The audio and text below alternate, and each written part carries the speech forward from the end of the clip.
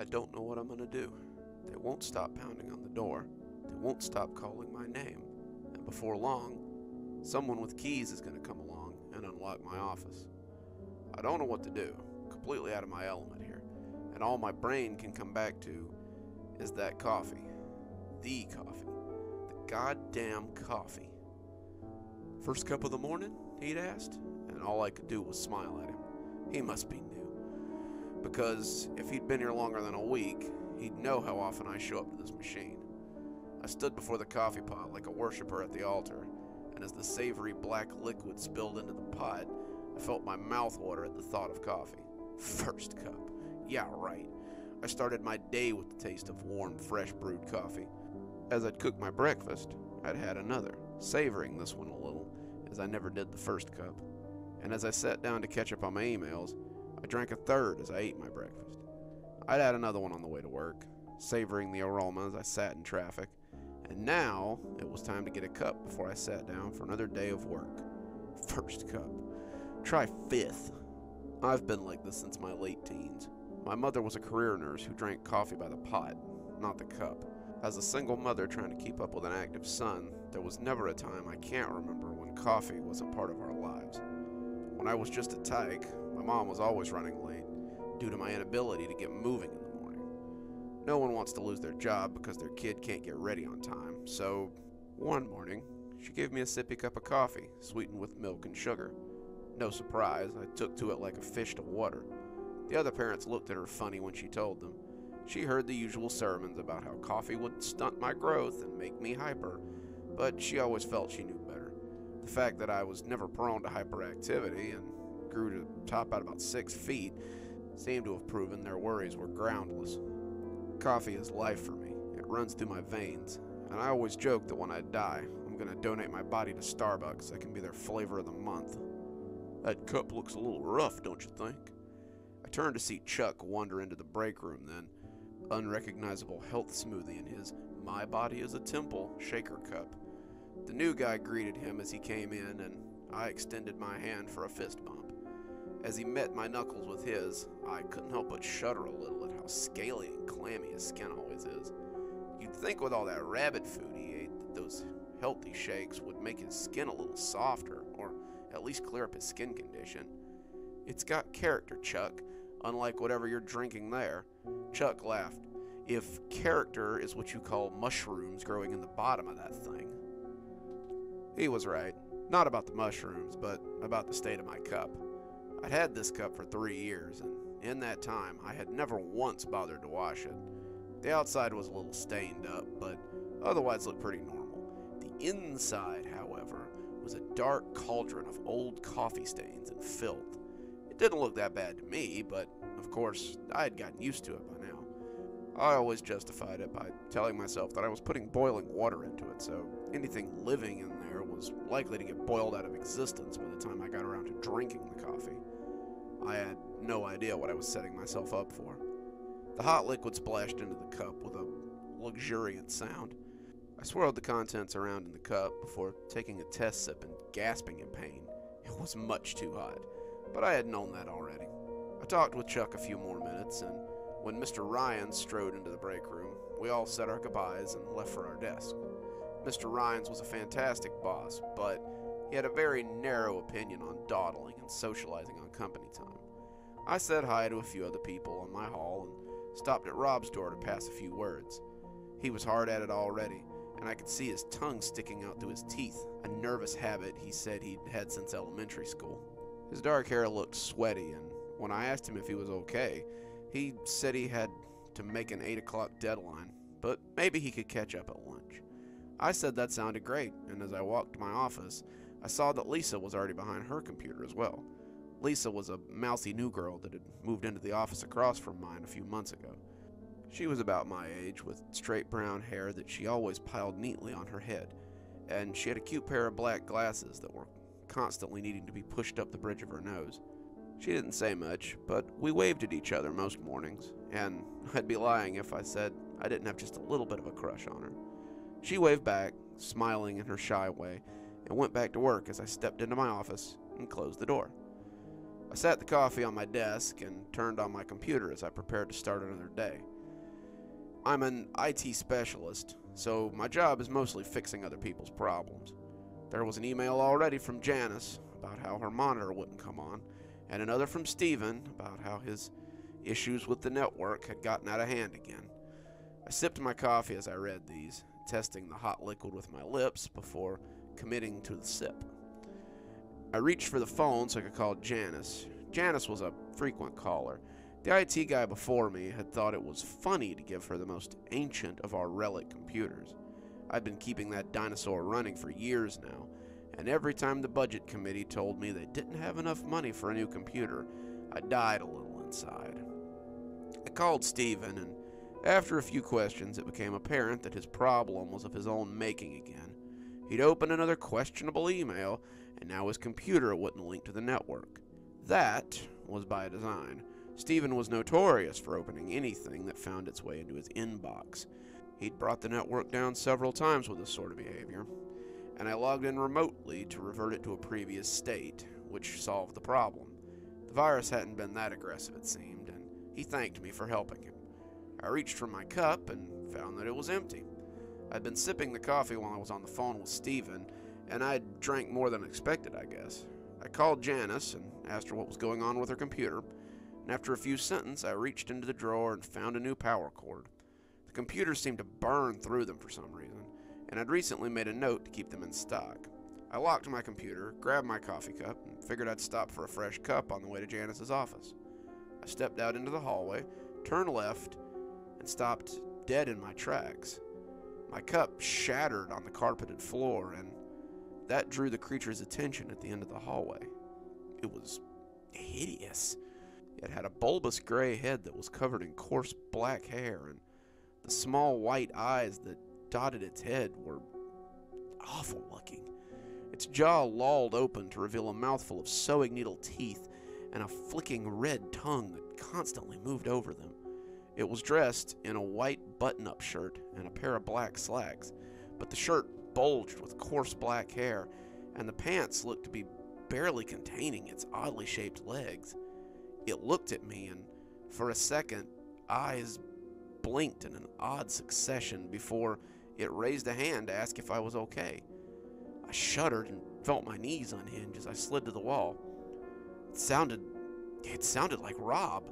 Rob's voice was coming out of this creature's mouth, and as it did, I could feel my mind slipping a little. What the hell was going on? Had I been drugged? Were they playing a trick on me? As the Rob creature made its way up the hall, I saw another thing stick its head out of the break room.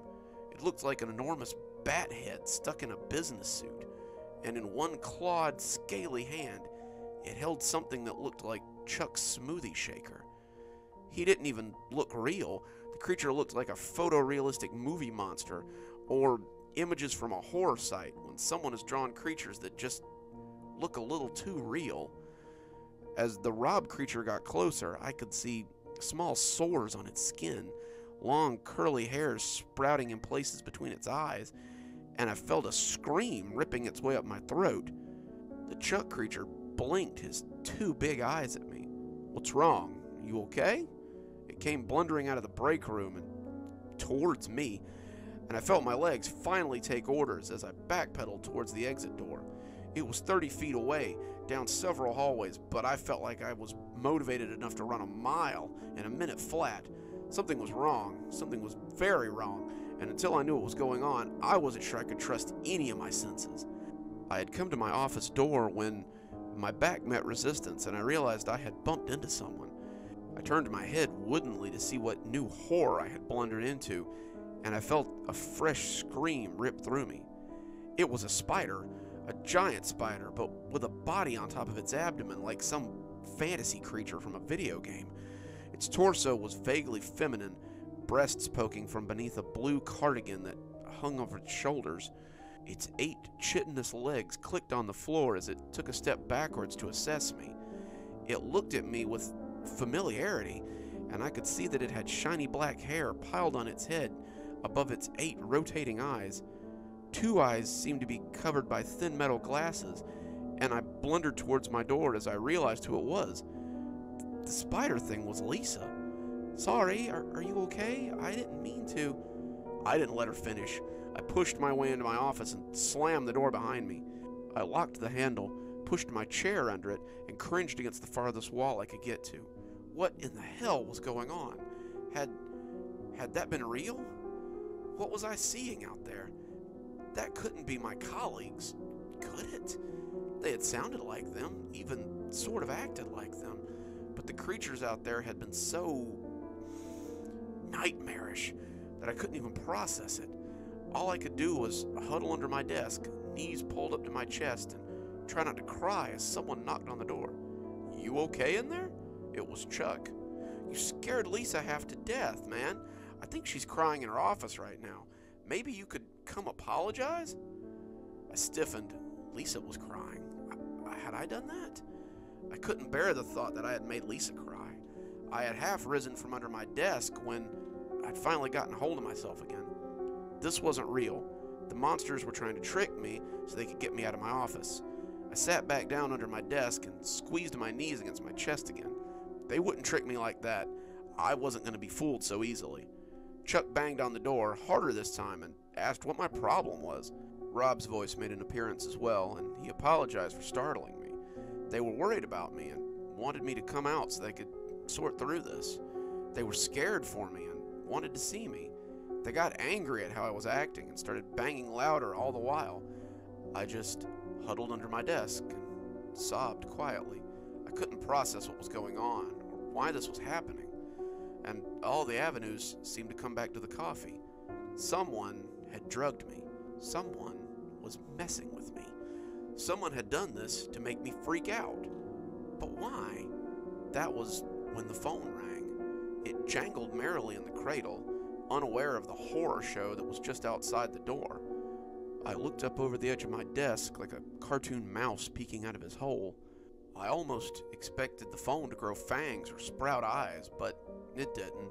It just continued to be an average black plastic phone. I reached out shakily for it, and as my sweaty hands settled around it, I felt it solidify and had second thoughts about my perception. My desk was still here. My computer still hummed peacefully. If this was a world for monsters, then how could all these things exist? How would a monster type with big clawed hands? How would he sit in a normal chair? How would he pick up the phone?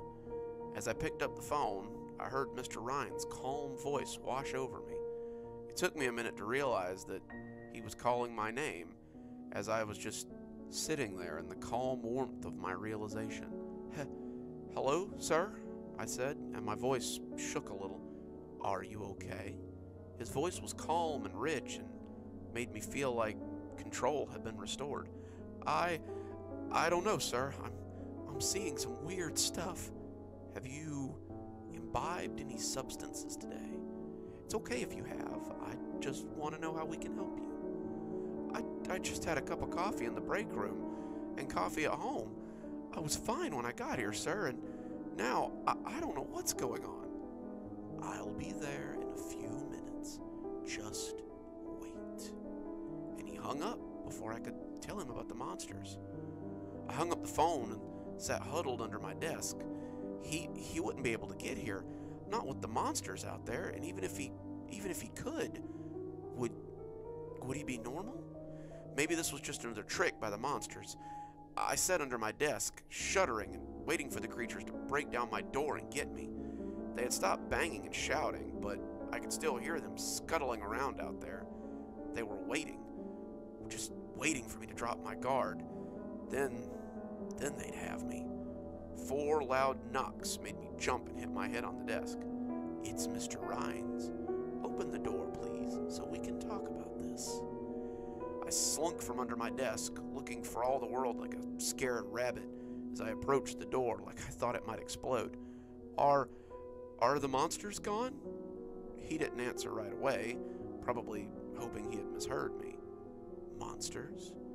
I put my mouth close to the door jamb and whispered, "The monsters are out in the hall."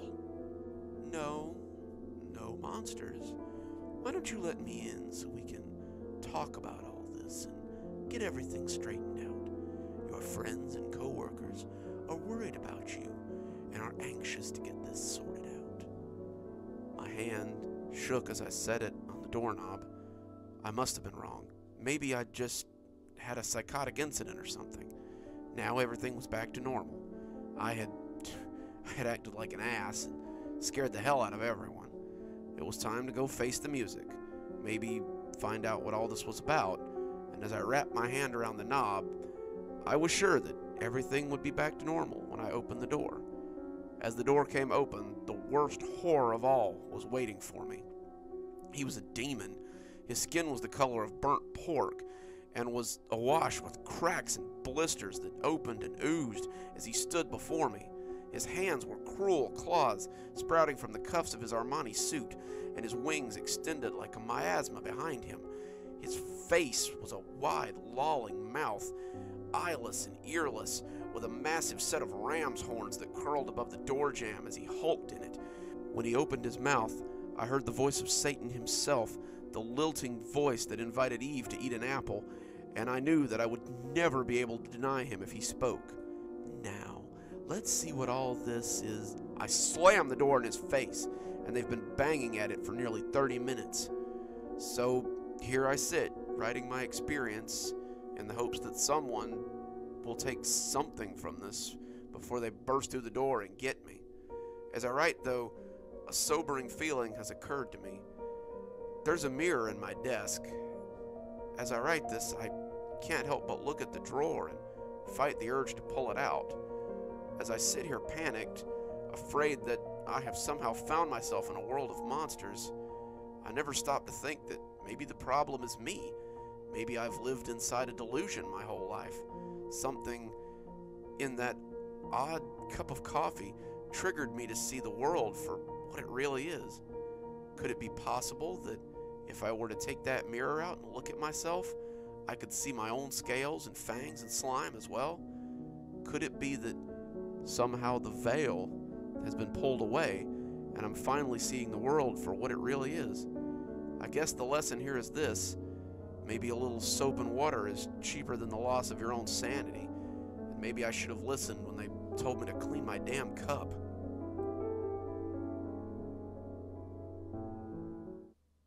Good evening, everyone. It's me, Dr. Plague. Thank you so much for joining me for tonight's reading. Looks like it's time to thank our patrons again. Thanks to Leslie Lou Riddle for being our Spooky Skeleton tier contributor. Thanks, Leslie. We just couldn't do it without you. If you too would like to join us on Patreon, come on down and join our Spooky Skeleton tier contribution tier. Or maybe you're a fellow writer of the spooky and you'd like to read my stories on your channel. Come become one of our Ghostwriter tier contributors so you can read all the stories you want for only $10 a month. Or just come back next week for another listen. And as always, Dr. Plague, signing off. Have a wonderful evening.